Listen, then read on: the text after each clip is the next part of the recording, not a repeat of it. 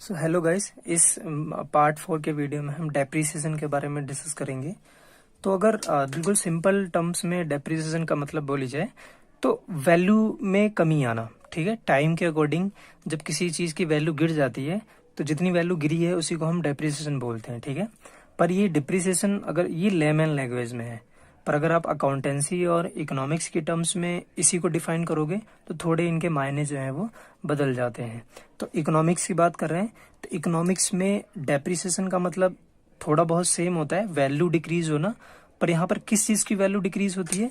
यहाँ capital stock की value decrease होती है। ठीक है, यानी कि जो फिक्स्ड कैपिटल होते हैं उनकी, प्रोड्यूसर्स की या फर्म की। ठीक है, तो देखते हैं। So in economics depreciation is the gradual decrease in the value of the capital stock of the firm।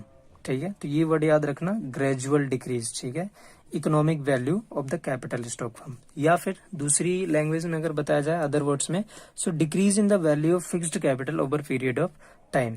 तो डेप्रिसिएशन का मतलब क्या हुआ इकोनॉमिक्स में कि प्रोड्यूसर्स के पास जितने भी फिक्स्ड कैपिटल हैं तो उनकी वैल्यू अगर कम हो जा रही है, ठीक है, तो जितनी वैल्यू कम हुई है उसी को हम डेप्रिसिएशन बोलते हैं। ठीक है, अब बात ये आती है कि इकोनॉमिक्स में डेप्रिसिएशन का मतलब थोड़ा अलग होता है। ठीक है, तो अगर डेप्रिसिएशन, देखो वैल्यू तभी भी कम हो सकती है जब कोई मशीनरी यूज में ना हुई हो।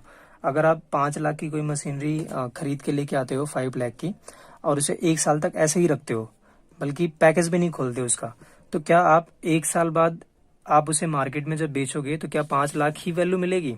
नहीं, तो 4 लाख मिलेगी, हो सकता है 4,50,000 मिलेगी।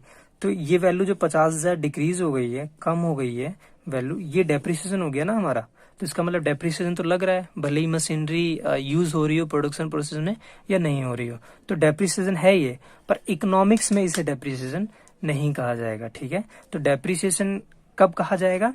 जब वो प्रोडक्शन प्रोसेस में यूज हो रही हो और धीरे धीरे करके उनकी वैल्यू जो है वो कम हो रही है। ठीक है, और किन गुड्स की? कैपिटल गुड्स की ओनली। ठीक है, सो ग्रेजुअल डिक्रीज यहाँ मोस्ट इंपोर्टेंट फैक्टर है।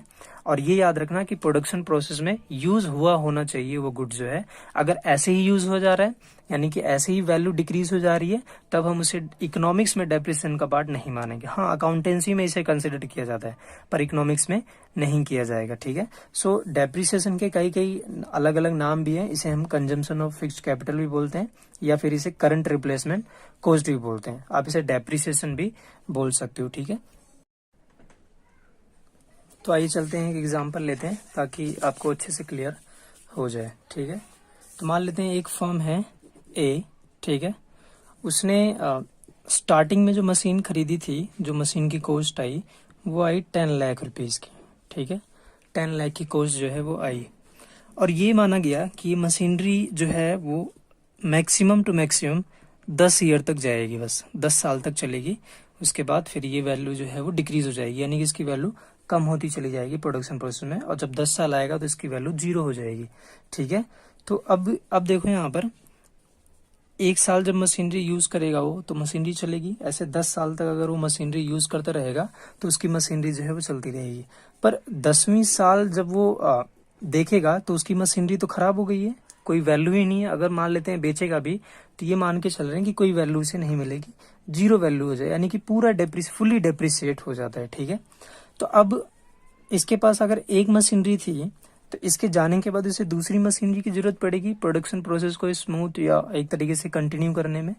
तो अब उसे फिर से 10 लाख या फिर जो भी मार्केट रेट चल रहा है 11 लाख 12 लाख, ये जरूरत पड़ेगी इमीडिएटली, क्योंकि 10 साल में उसकी जो पुरानी मशीन थी वो डेप्रिसिएटेड हो चुकी है। तो अब बताओ इसके पास 10 लाख रुपए कहाँ से आएंगे? लेट सपोज करते हैं कि 10 लाख की मशीनरी है मार्केट में, तो 10 लाख रुपए अब कहाँ से आएंगे? इतना बड़ा अमाउंट किसी एक छोटी फर्म्स के लिए लाना या थोड़ा मैनेज करना थोड़ा मुश्किल होता है। ठीक है, या फिर अगर कोई बड़ी फर्म भी है तो एक तरीके से कैश फ्लो में प्रॉब्लम्स होती हैं। ठीक है, कैश फ्लो जो है वो शॉर्टेज हो जाता है। तो ऐसी सिचुएशन से बचने के लिए कि एक साथ मुझे 10 लाख ना रुपए देना पड़े, तो क्यों ना मैं पहले साल से ही कुछ ना कुछ अमाउंट जो है, यानी कि 1-1 लाख, दूसरे साल भी 1 लाख, तीसरे साल भी 1 लाख, ऐसे 10 साल तक मैं 1-1 लाख जमा करता रहूं, तो लास्ट में कितना जमा हो जाएगा अमाउंट? 10 लाख तक जमा हो जाएगा। और जब मशीनरी मेरी जीरो हो जाएगी और मुझे पता है कि 10 साल तक चलेगी और 10वीं 11वीं साल मुझे न्यू मशीनरी खरीदनी है, तो मैंने तो 10 लाख जमा कर लिया ना थोड़ा थोड़ा करके, तो अब मुझे एक साथ बर्डन नहीं पड़ेगा कैश को मैनेज करने में। ठीक है, तो इसीलिए ताकि कैश फ्लो में कोई बर्डन ना आए या शॉर्टेज ना आए, बड़ी बड़ी फर्में जो हैं या कोई भी फर्म जो है वो क्या करती है, एक डेप्रिसिएशन रिजर्व फंड बनाती है नाम से। ठीक है, अब डेप्रिसिएशन रिजर्व फंड क्या होता है देखते हैं। So it is the provision of a fund required to meet the replacement cost of the fixed assets. तो फिक्स्ड असेट्स जो हमारी खराब हो गई हैं उसको रिप्लेस करने के लिए 11वें साल रिप्लेस करने के लिए क्या करते हैं, हम प्रोविजन फंड बनाते हैं पर एनमली। ठीक है, एनुअली हर एक साल जो है हम उसमें कुछ अमाउंट जो है डालते हैं। उसके बाद फिर जब लास्ट टाइम आता है, जो उसकी एक्सपेक्टेंसी लाइफ होती है मशीनरी की, तो उसमें हमारा पास जो पैसा जो है वो जमा हो जाता है। तो अगर प्राइसेस थोड़ा ऊपर नीचे भी होते हैं तो कोई नहीं, अब पूरा एक साथ तो नहीं, लमसम अमाउंट तो नहीं करना पड़ेगा ना, कुछ अमाउंट तो है ना, तो ये थोड़ा इजी हो जाता है। इसलिए फर्म जो है वो डेप्रिसिएशन रिजर्व फंड बनाती हैं, क्योंकि उन्हें पता होता है कि ये वैल्यू जो है वो टाइम के साथ साथ डिक्रीज करती जाएंगी और एक साथ मेरे पास पैसा नहीं होगा फ्यूचर में। ठीक है, क्योंकि फ्यूचर किसने देखा है, पता नहीं क्या हो, मैं उस समय प्रॉफिटेबल में हूँ या ना हूँ, या लॉस हो रहा हो, या इकोनॉमिक कंडीशंस बेकार हो। तो इससे अच्छा धीरे धीरे करके थोड़ा थोड़ा अमाउंट जमा करते रहो ताकि एक साथ बर्डन ना आ जाए। तो आइए देखते हैं क्यों बनाते हैं, थोड़ा डिस्कस कर चुके हैं हम कि why it is made, why depreciation is made. So the first है to replace the depreciated capital stock. तो जो डेप्रिसिएटेड कैपिटल स्टॉक को रिप्लेस करने के लिए हम डेप्रिसिएशन रिजर्व फंड बनाते हैं, ये पहला रीजन है। दूसरा रीजन क्या होगा, for smooth processing of production. तो प्रोडक्शन मेरा रुक ना जाए कहीं। अब 10 साल तक प्रोडक्शन चल रहा था, 11वें साल 10 लाख इतना बड़ा अमाउंट कैसे मैं कलेक्ट कर पाऊंगा, मुझे टाइम लगेगा, तो उस समय तो प्रोडक्शन मेरा रुका रहेगा ना। तो अगर पहले से ही मैं डेप्रिसिएशन रिजर्व फंड बना लेता तो ये नौबत ही नहीं आती, प्रोडक्शन को रोकने की जरूरत ही नहीं पड़ती। और जो थर्ड रीजन है इसका, to reduce the burden of cash availability. ठीक है, तो तीनों रीजन हमने देख लिए कि क्यों डेप्रिसिएशन रिजर्व फंड बनाया जाता है। तो ये एक अच्छे पॉइंट के लिए बनाया जाता है, ठीक है, ताकि कोई आगे प्रॉब्लम जो है वो ना फेस करनी पड़े कैश को लेकर, ठीक है, या मशीनरी को खरीदने को लेकर। सो डेप्रिसिएशन कैसे फाइंड आउट किया जाता है, तो डेप्रिसिएशन में जो वैल्यू ऑफ एसेट्स होती है, जितने का हमने परचेज किया है, माइनस में, अब कभी कभी जीरो में तो नहीं बिकेगी, पर हो सकता है कबाड़ी में हम बेच दें तो कुछ रुपए मिल जाए, 10,000 20,000, ठीक है। तो जो वैल्यू मिल जाती है उसे हम डिक्रीज कर देते हैं। वैसे अगर इकोनॉमिक्स में ऐसा कुछ आता है तो ये वैल्यू जीरो होती है, ठीक है। सिर्फ हम वैल्यू ऑफ असेट्स और माइनस में life of assets he use होता है। ये वैल्यू जीरो होती है, गिवन होती है, ठीक है, या गिवन ही नहीं होती है, पर फॉर्मूले में है इसलिए मैं लिखवा रहा हूँ। तो वैल्यू ऑफ असेट्स माइनस में स्क्रैप वैल्यू अपॉन में life of assets. Life of assets का मतलब कितने साल तक वो मशीनरी चलेगी, या एक्सपेक्टेड लाइफ ऑफ असेट्स बोल सकते हो कि कितना हम एक्सपेक्ट कर रहे हैं। तो हमारे पिछले एग्जाम्पल में हमने 10 ईयर तक एक्सपेक्ट किया था, ठीक है। तो जैसे ये जो एग्जाम्पल है हमने दिया था, तो इसकी जो वैल्यू ऑफ मशीनरी होगी, वैल्यू ऑफ मशीनरी वो कितनी होगी, 10 लाख की होगी। और जो इसकी स्क्रैपेज वैल्यू कितनी है, हमने ये माना था कि इसकी वैल्यू जो है वो जीरो हो जाएगी 10 साल तक, तो ये जीरो मान के चलेंगे। और जो लाइफ है इसका वो कितना है, 10 ईयर तक। तो डेप्रिसिएशन कितना लगेगा, या जो हम फंड बनाएंगे डेप्रिसिएशन रिजर्व फंड, तो उसमें एक एक साल तक अमाउंट भरना पड़ेगा ना हमें। तो कितना भरना पड़ेगा वो इससे पता चलता है, ठीक है, इस फॉर्मूले से। तो अगर 10 लाख की मशीनरी है और ये जीरो है और 10 लाख तक चलेगा, तो इसका मतलब 1 लाख हमेशा क्या होगा, एक साल में डेप्रिसिएट होगा। और इसका मतलब 1 लाख हमें क्या करना है, जमा करना है अपने डेप्रिसिएशन रिजर्व फंड में, पैसा निकाल कर डेप्रिसिएशन रिजर्व फंड में हमें देना है, ठीक है।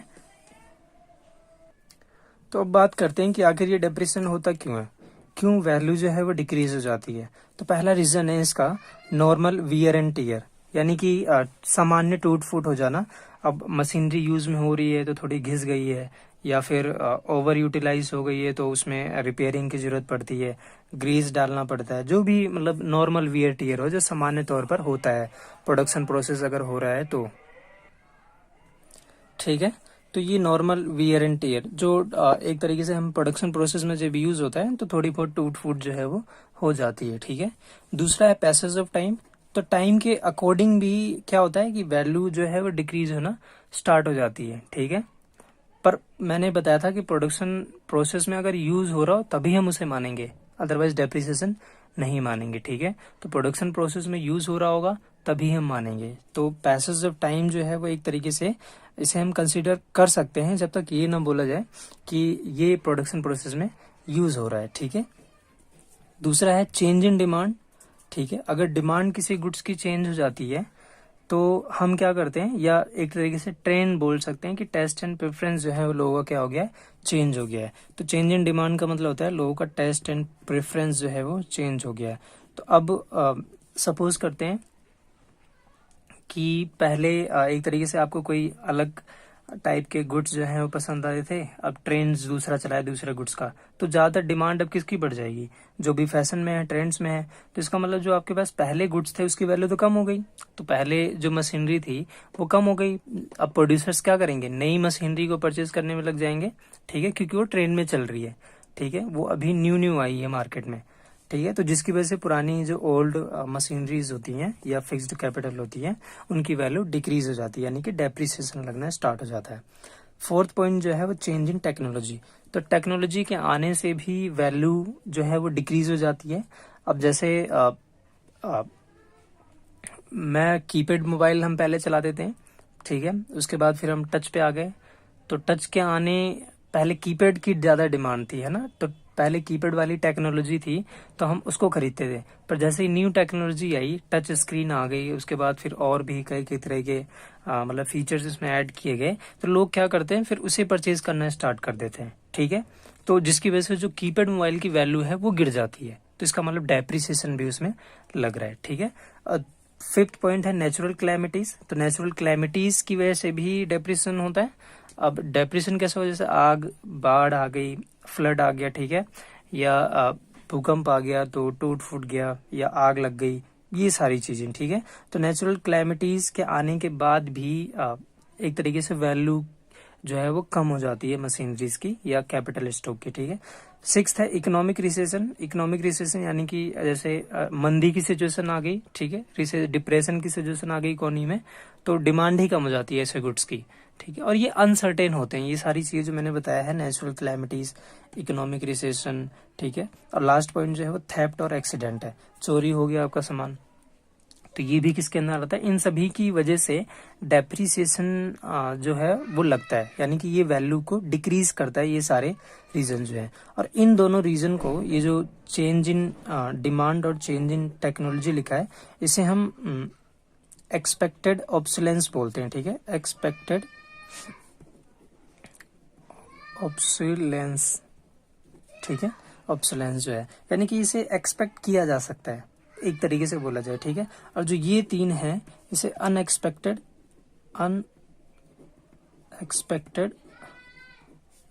ऑब्सोलेंस कहा जाता है। ठीक है, क्योंकि ये अनएक्सपेक्टेड होते हैं, ये अनसर्टेन होते हैं, ये कभी भी हो सकते हैं, इसका प्रोड्यूसर जो है वो अनुमान नहीं लगा सकता, प्रिडिक्ट नहीं कर सकता कि ऐसा कुछ होने वाला है। ठीक है, नेचुरल क्लैमिटीज आने वाली है, आग लगने वाली है, ये किसी को कहाँ पता होता है। ठीक है, तो ये क्या होता है, ये सडन लॉस होता है, इसमें पता नहीं होता कि अब पहले वाले में पता था कि 10 साल बाद ही इसकी वैल्यू जीरो होगी, पर अगर आग लग गई या चोरी हो गया सामान या इकोनॉमिक रिसेशन आ गया तो इसमें तो तुरंत ही वैल्यू क्या हो जाती है, जीरो हो जाती है।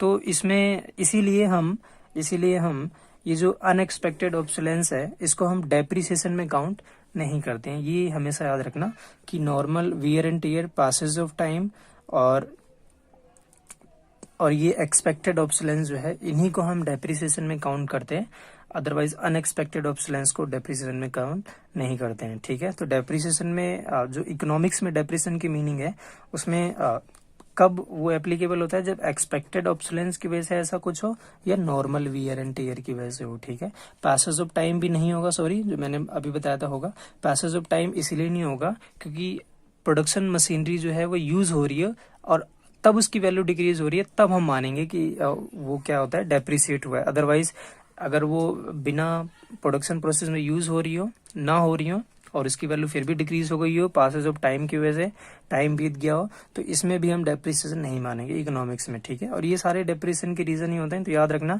नॉर्मल वियर एंड टियर और ये एक्सपेक्टेड ऑब्सोलेंस, ठीक है, ये डेप्रिसिएशन होता है इकोनॉमिक्स में। और अनएक्सपेक्टेड को हम इग्नोर करते हैं, ठीक है, क्योंकि अनएक्सपेक्टेड से ये तीन जो है, इससे कैपिटल लॉस होता है हमारा, पूरी कैपिटल ही खत्म हो जाती है। इसमें तो कैपिटल डेप्रिसिएट करता है, पर इसमें क्या होता है, कैपिटल लॉस ही हो जाता है। तो इसमें तो हमें पता ही नहीं होता कि हमें डेप्रिसिएशन रिजर्व फंड बनाना चाहिए नहीं बनाना चाहिए, क्योंकि ये अचानक से होने वाला लॉस होता है। इसमें तो हम प्रिडिक्ट कर सकते हैं कि 1 साल में 1 लाख जमा करेंगे, 10 साल में हमारी मशीनरी की वैल्यू तैयार हो जाएगी, ठीक है। पर इसमें ऐसी प्रॉब्लम्स आती है थोड़ा तो देख लेते हैं इनके बीच में क्या डिफरेंस है। तो डेप्रिसिएशन, डेप्रिसिएशन होना चाहिए यहाँ पर। ये डेप्रिसिएशन और ये दूसरा जो है वो कैपिटल स्टॉक है। तो कैपिटल स्टॉक किसकी वजह से होता है, अनएक्सपेक्टेड ऑब्सोलेंस की वजह से होता है, ठीक है। तो देखते हैं इनके बीच में। तो पहला बेसिस जो है मीनिंग का है, तो इसका डेप्रिसिएशन का मतलब क्या होता है, fall in the value of fixed assets, ठीक है, तो वैल्यू फॉल होना। दूसरा है loss in the value of fixed asset, ये इसमें वैल्यू फॉल होती है और इसमें वैल्यू ही, इसमें पूरी कैपिटल ही लॉस हो जाती है। नेचुरल क्लैमिटीज आई, बाढ़ आई, पूरी कैपिटल ही खराब हो गई आपकी, ठीक है, वैल्यू कम नहीं हुई, पूरी कैपिटल ही खराब हो गई, ठीक है। दूसरा रीजन क्या होता है डेप्रिसिएशन का, नॉर्मल वियर एंड टियर, और इसको हटा देते हैं पासेस ऑफ टाइम को, ठीक है। और ये जो एक्सपेक्टेड ऑब्सोलेंस है,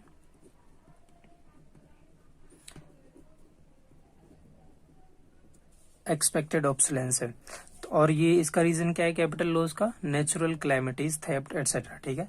अब देखो ये पासेस ऑफ टाइम कई बुक्स में गिवन है कि ये डेप्रिसिएशन का रीजन है, पर आप टीआरजेन और बीके और की अगर फॉलो करते हो तो उसमें साफ साफ लिखा है कि अगर जब तक मशीनरी यूज ना की जा रही हो प्रोडक्शन प्रोसेस में, तब तक हम उसे डेप्रिसिएशन का पार्ट नहीं माना जाता है, ठीक है। पर संदीप गर्ग के अगर बुक में आप देखोगे तो उसमें पासेस ऑफ टाइम लिखा हुआ है, ठीक है। तो ये थोड़ा कंफ्यूजिंग पार्ट है, ठीक है, कि पासिव टाइम को कंसीडर करें या ना करें। पर मैं बीके ओरी या टीआर जैन के पर्सपेक्टिव से पढ़ा रहा हूँ आपको, ठीक है। तो ये जो है पासेज ऑफ टाइम इंक्लूड नहीं किया जाएगा, ठीक है। प्रोविजन ऑफ फॉर लॉस, तो क्या इसमें हम डेप्रिसिएशन रिजर्व फंड बना सकते हैं, so it is made for replacement of cost, हाँ इसमें हम डेप्रिसिएशन रिजर्व फंड बना सकते हैं, पर इसमें no such provision is made because it is unexpected, ठीक है।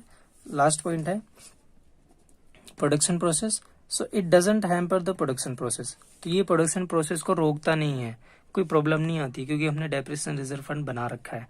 पर इसमें क्या होता है, हम इसमें डेप्रिसिएशन रिजर्व फंड नहीं बनाते हैं, जिसकी वजह से इसमें प्रॉब्लम्स आती है और हमारा प्रोडक्शन प्रोसेस जो होता है वो एक तरीके से रुक जाता है कुछ समय के लिए, तो प्रॉब्लम आती है, ठीक है। तो आज का टॉपिक यहीं तक, डेप्रिसिएशन। आई होप कि आपको समझ में आया होगा। अगर नहीं समझ में आया तो आप कमेंट्स लिख कर पूछ सकते हैं, ठीक है। Thank you.